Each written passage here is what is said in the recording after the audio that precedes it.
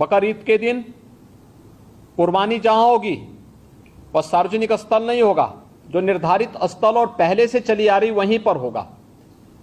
हम सुनिश्चित करें कि यह स्थान कोई सड़क, कोई चौराहा या कोई ऐसा सार्वजनिक पार्क या कोई ऐसा स्थल न हो जहां को लेकर के अनावश्यक विवाद हो। और कुर्बानी के बाद जो भी वहां पर सॉलिड वेस्ट पड़ा हो उन सबको निस्तारण करने की भी व्यवस्था की जानी चाहिए, चाहे वह आयोजक करें, चाहे वह नगर निकाय या पंचायती राज विभाग से जुड़े हुए लोग करें। इस व्यवस्था को पहले से सुनिश्चित होना चाहिए कि कुर्बानी के तत्काल बाद उसकी सफाई की व्यवस्था भी हो जाए, जिससे गंदगी न होने पाए। और वह जो सॉलिड वेस्ट आप डालेंगे वह एक ऐसी जगह रखना चाहिए जहां बस्ती से दूर हो, नहीं तो बहुत तेज बदबू करेगा। उसके बाद तमाम प्रकार की बीमारियां और अन्य संक्रामक बीमारियां वहां पर होने के खतरे होते हैं। इन चीजों को सुनिश्चित करेंगे। उसको पानी में बहाएंगे भी नहीं, ये भी सुनिश्चित करेंगे।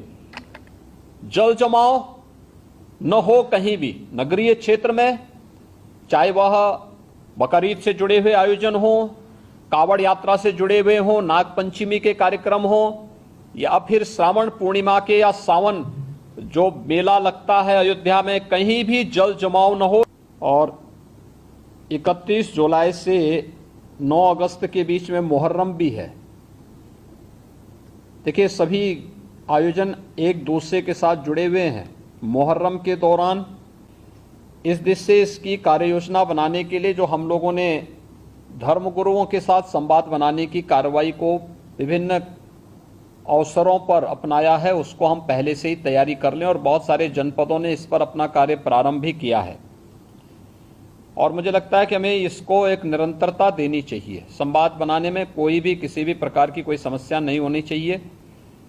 ये निचले स्तर पर कहीं पर थाना स्तर पर पीस कमेटी की मीटिंगों के माध्यम से और थानाध्यक्षों के और अन्य जो हमारे इंस्पेक्टर, सब इंस्पेक्टर हैं, इनके माध्यम से भी कुछ धर्मगुरुओं के साथ, पुजारियों के साथ या अन्य जो मौलवी हैं उन सब के साथ हम लोगों को संवाद बनाने में कोई भी संकोच नहीं होना चाहिए। समाज के जो मानिंद हैं, अलग अलग तबके के, उन लोगों के साथ भी संवाद बनाने में हमें किसी भी प्रकार का कोई संकोच नहीं होना चाहिए।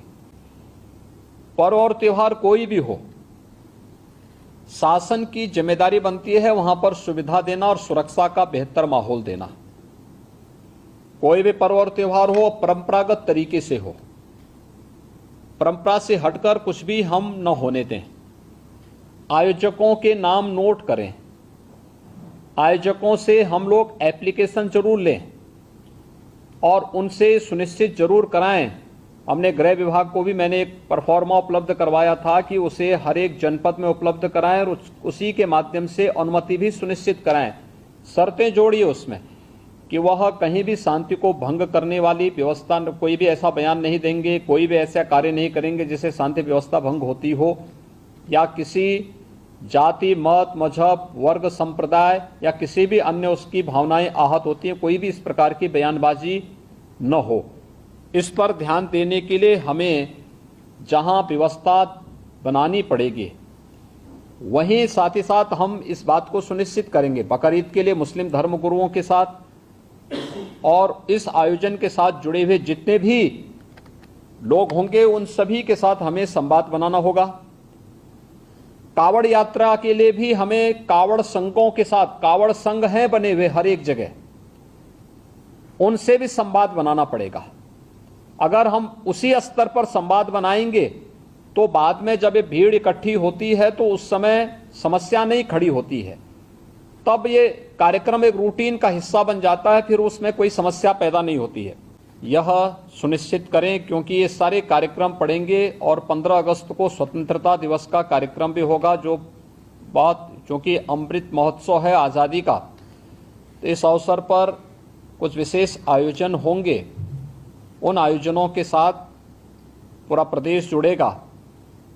तो जितने भी ऐसे तत्व हैं जो एंटी सोशल हैं, एंटी नेशनल हैं, वे कुछ न कुछ गड़बड़ी करने का प्रयास करेंगे, माहौल को खराब करने का प्रयास करेंगे। इसलिए सतर्कता और सावधानी, इसके लिए संवाद हमारा महत्वपूर्ण है और संवाद के माध्यम से इसके समाधान का रास्ता निकालना, इसकी समीक्षा रेंज स्तर पर, कमिश्नरी स्तर पर, जोन स्तर पर निरंतर होती रहे। मुहर्रम के अवसर पर भी मुहर्रम से जुड़े हुए जो अलग अलग ताजिया लेकर के जाते हैं उनके साथ पहले से संवाद होना चाहिए। कहीं भी कावड़ यात्रियों का और मुहर्रम के जुलूस आपस में टकराने की नौबत ना आने पाए, इसके लिए पहले से रूट तैयार कर लेना, पहले से सुनिश्चित करना कि किसी की भावनाएं आहत भी न हो और दोनों कार्यक्रम संपन्न हो जाएं, परंपरा का उल्लंघन भी कहीं न हो, इस बात को सुनिश्चित करेंगे और इस पर हम लोग पहले से ही ध्यान देंगे जिससे कहीं भी कोई बात। मिल्लत टाइम्स की खबरें पढ़ने, सुनने और देखने के लिए गूगल प्ले स्टोर से ऐप डाउनलोड करें। यहां आप उंगली की क्लिक में पढ़ सकते हैं 4 ज़बानों में न्यूज़, उर्दू, हिंदी, अंग्रेजी, बंगला। आप ऐप पर मिल्लत टाइम्स की वीडियोस भी देख सकते हैं।